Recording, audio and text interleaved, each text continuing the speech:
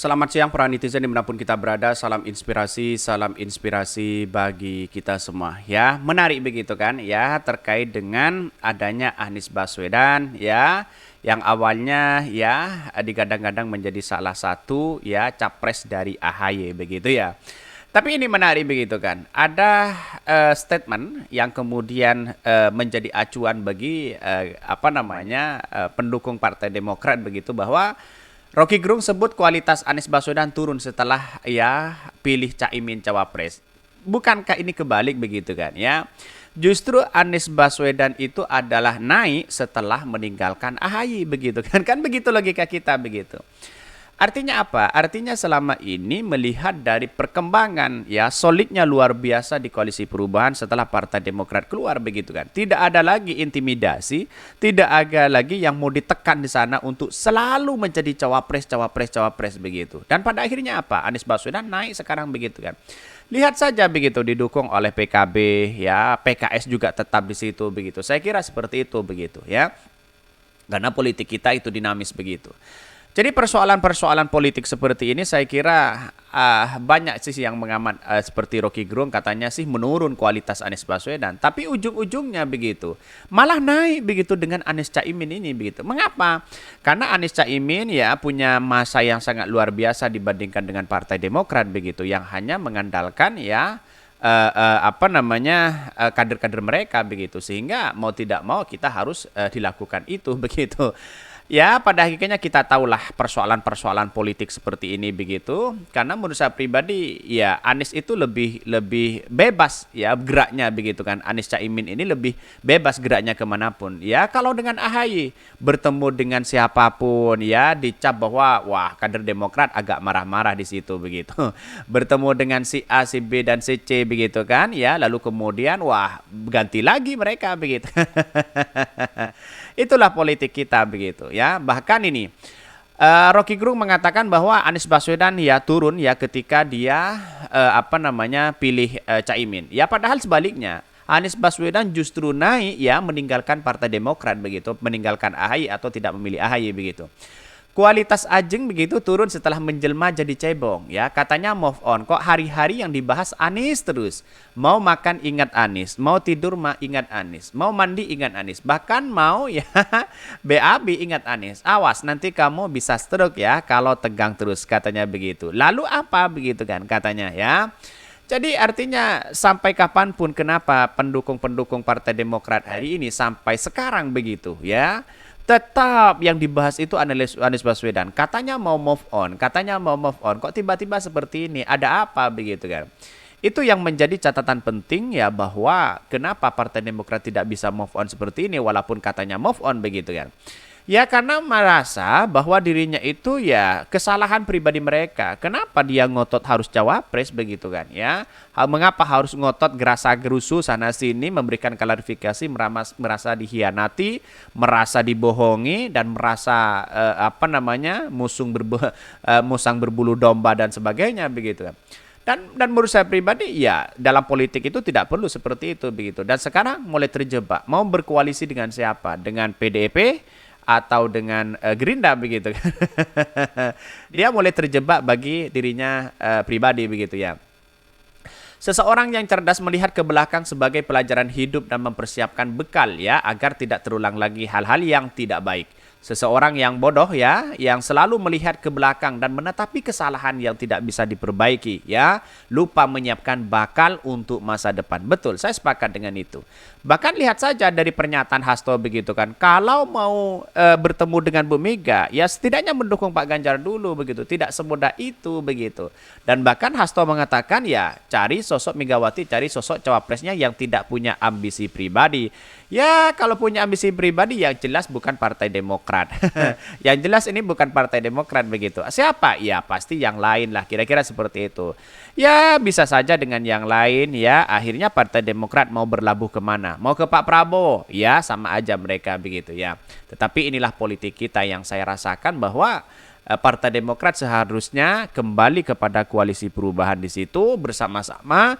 Ya, walaupun gorengan-gorengan luar sana kan ini politik begitu kan. Tidak ada yang namanya malu, tidak ada yang namanya gengsi, tidak ada yang namanya wah ini kacau, kecewa dan sebagainya, tidak ada. Karena pada hakikatnya dalam politik kita yang ada hanya sebuah kepentingan besar dan itu yang menjadi kalkulasi politik bagi mereka begitu kan ya, bagi orang-orang mereka begitu. Maka dari sinilah sudah jelas bahwa persoalan-persoalan seperti ini ya kita harus tahu begitu kan ya. Kalau kembali ke koalisi perubahan saya kira ini menjadi catatan luar biasa begitu. Dan bahkan ya pengamat politik hukum mengungkapkan bahwa kualitas bakal calon presiden Anies Baswedan ya dan ide perubahan menurun karena dipasangkan dengan Ketua Umum PKB Muhaimin Iskandar. Justru menurut saya pribadi malah naik begitu kan. Mengapa ya? Karena pada hakikatnya naik itu adalah ketika dicalonkan dengan Caimin ada kesulitan luar biasa dan bahkan 13% nambah di situ begitu ya. Karena begini, karena Partai Demokrat itu stagnan di situ begitu. Ya, akhir-akhir kemarin itu baru ada foto Anies Baswedan dengan AHY begitu kan. Baru kemarin begitu.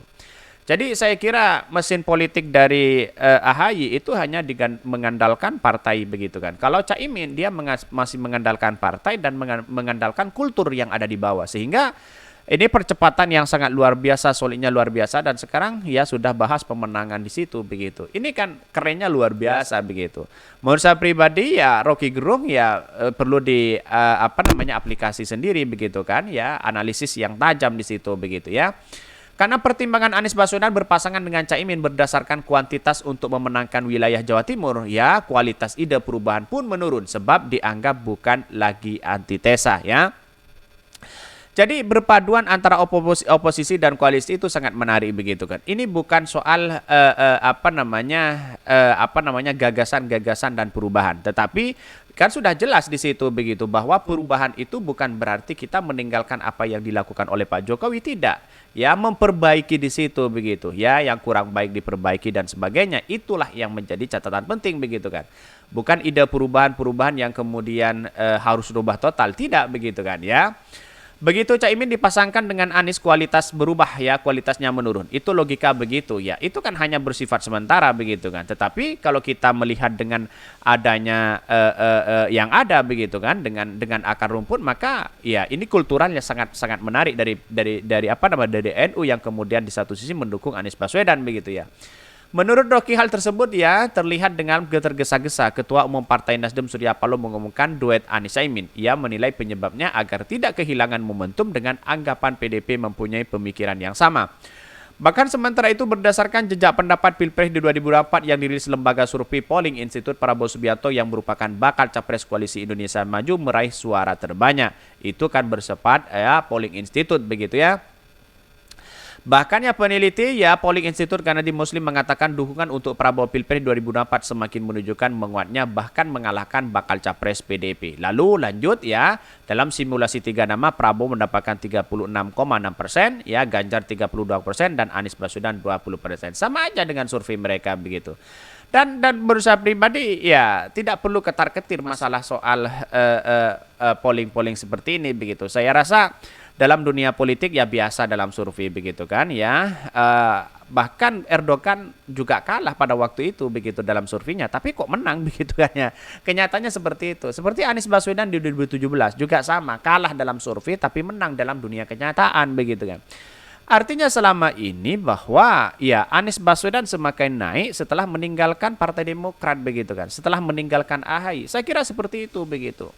Karena apa? Karena lihat dari kultur aja begitu kan, secara kalkulasi kuantitatif begitu kan ya, ada secara dukungan kultural Ketua Umum PKB ditambah dengan PKS. Saya kira ini menjadi sangat luar biasa. Ya momennya begini.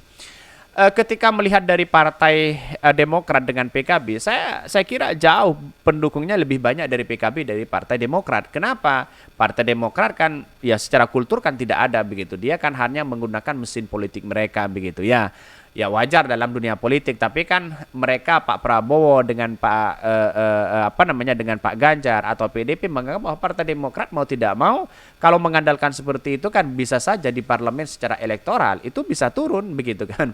Kita tunggu saja bagaimana nasibnya Partai Demokrat, akan berlabuh kepada Pak Prabowo atau ke PDP. Dua inilah yang diberi harapan palsu kalau menurut saya pribadi. Kenapa? Karena AHY ya tidak Partai Demokrat tidak konsisten. Katanya mau ketemu dengan Bu Mega ya, sudah diatur jadwalnya. Tapi dengan syarat itu begitu. Akhirnya terjebaklah Partai Demokrat. Lalu kemudian nyanyi-nyanyi dengan Pak Prabowo di situ begitu ya. Dan bahkan Pak Prabowo mengatakan, kalau seorang jenderal tidak mendukung saya, wah ini keterlaluan. Ini seolah-olah tamparan keras kepada Pak SBY dan AHY. Kira-kira seperti itu begitu. Mulai kebingungan mereka begitu. Mau jalur ke yang mana begitu. Oke, mungkin itu yang kami sampaikan. Tonton terus channel Hodari Podcast Rakyat ini karena ada berita-berita menarik dan viral setiap harinya. Ya, salam para netizen, salam inspirasi bagi kita semua. Jangan lupa di-subscribe channel YouTube Hodari Podcast Rakyat ini.